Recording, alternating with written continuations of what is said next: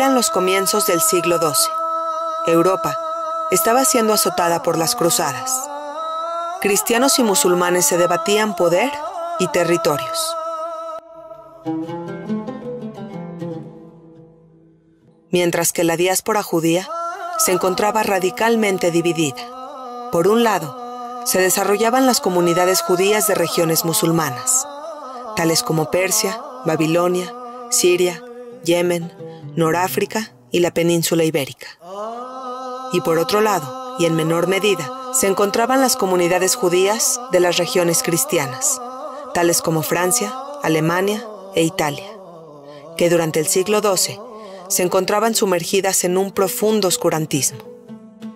De este modo, mientras en la Europa cristiana abundaban las inquisiciones, las cruzadas, las supersticiones y la ignorancia, las ciudades musulmanas progresaban. En este mapa heterogéneo, Al-Ándalus brillaba, y Córdoba era su centro político y cultural. En sus calles convivían las tres religiones monoteístas en completa paz.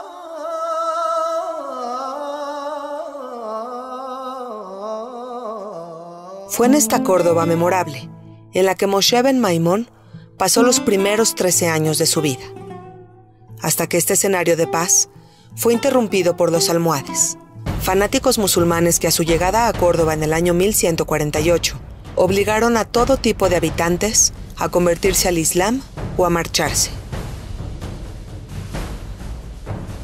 La familia Maimónides decidió emigrar, sin saber que ese viaje era solo el comienzo de una vida llena de peregrinaje.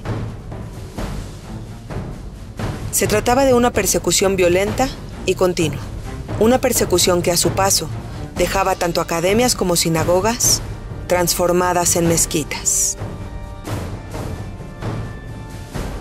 Llegaron entonces a la ciudad de Lucena, luego a Almería.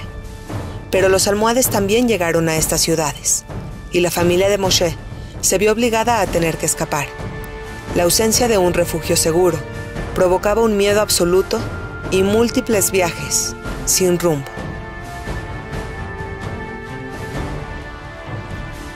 En este constante movimiento fue que Maimónides comenzó a escribir y a estudiar. Tal vez el conflictivo contexto le hizo intuir que el conocimiento podría brindarle un mejor futuro. A su corta edad, llegó a escribir y a hablar en árabe y en hebreo a la perfección. En el año 1160, abandonó la península ibérica para dirigirse a Fez. Ahí, en tierra marroquí, Moshe y su familia se vieron obligados a ocultar su identidad judía, hasta que el entonces sultán reconoció a la honorable familia y les concedió un permiso especial. El privilegio consistió en otorgarles libertad para profesar su religión. Esta concesión le permitió a Moshe vivir relativamente tranquilo, tanto como intelectual como en su carácter de judío.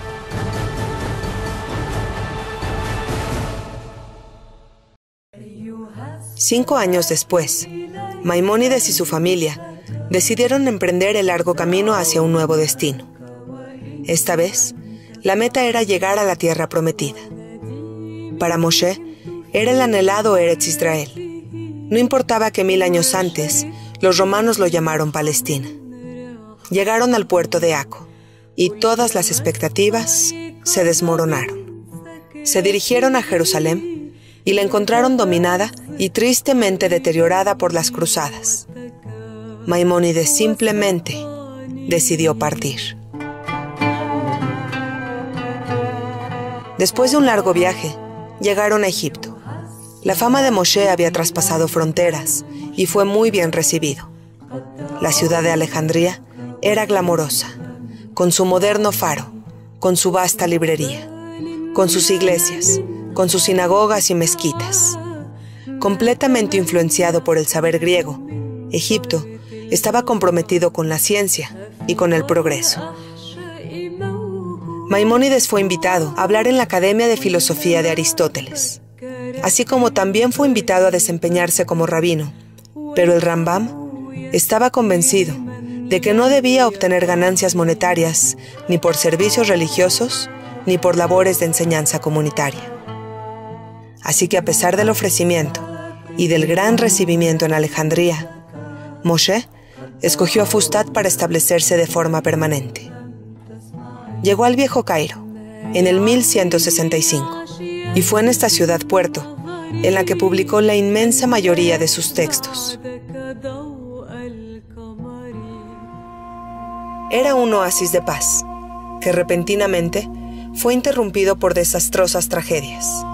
Durante un viaje de negocios, su hermano David naufragó, y cuando Maimónides recibió la noticia de su muerte, simplemente cayó en depresión. David era literato, escritor y comerciante de joyas. Tenía con Moshe, su hermano mayor, una muy cercana relación. La tristeza colapsó a Moshe durante un año, pero la necesidad económica lo obligó a salir adelante, pues en la familia de su hermano se encontraban completamente desamparados. Maimónides decidió ejercer como médico. Fue inmediato que la gran cantidad de pacientes le provocaron exhaustivas jornadas. Después de 20 años de dedicar su vida a los enfermos de su entorno, fue llamado a la corte real para fungir como el mismísimo médico del visir y del sultán, el rey Fatimí al-Adid. Cuando parecía que Maimónides encontraba de nuevo estabilidad, vivió otra gran tragedia familiar: la muerte de sus hijos, de su esposa y 6 meses después de su padre. Le provocaron a Moshe un instintivo deseo por aislarse. En este tiempo en soledad, terminó su maravillosa obra Comentarios de la Mishnah. Médico, escritor, rabino, regente de la comunidad judía de Egipto y consejero del califa en asuntos administrativos. Para ese entonces, Maimónides era tan erudito que algunos lo apodaban el Aristóteles judío. El Rambam propuso en sus obras un pensamiento innovador, tanto que fue duramente criticado por los rabinos contemporáneos, que lo consideraban un total rabino descarriado. Y es que sin duda, pensamientos como el de Maimónides eran poco convencionales. Uno de ellos era la ocurrencia de escribir en árabe sobre temas de judaísmo. Sin duda, era un acto tan extraño como atrevido.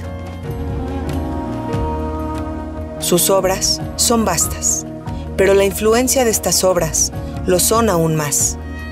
En su carta de conversión, mostró comprensión y consuelo a los judíos que se vieron obligados a convertirse al Islam bajo opresión. En sus comentarios sobre la Mishnah, logró un mayor entendimiento de tan complejo texto. En Mishneh Torah, plantea teorías sobre la creación, las profecías y su sentido filosófico y moralista, así como también se aventura a proponer el esencial motivo de los preceptos judíos.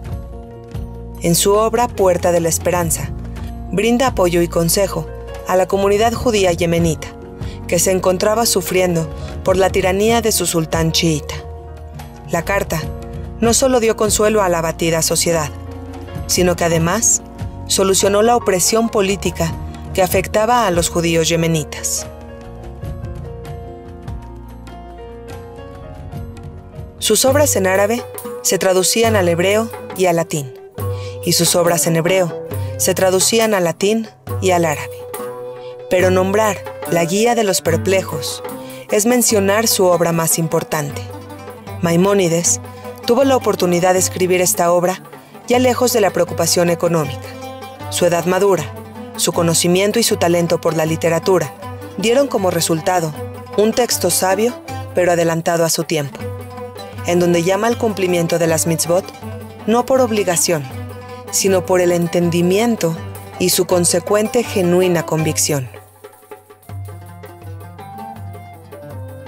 La Guía de los Perplejos fue escrita en árabe, pero dicha obra merecía ser traducida.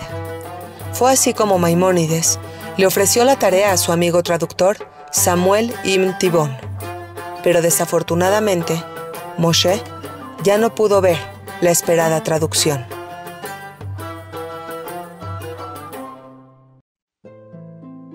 En sus últimos años, el Rambam se dedicó a tratar de ayudar como médico en la dura plaga que azotó a Egipto en el 1201. Pero el tiempo no pasó en vano, y el cansancio finalmente llegó.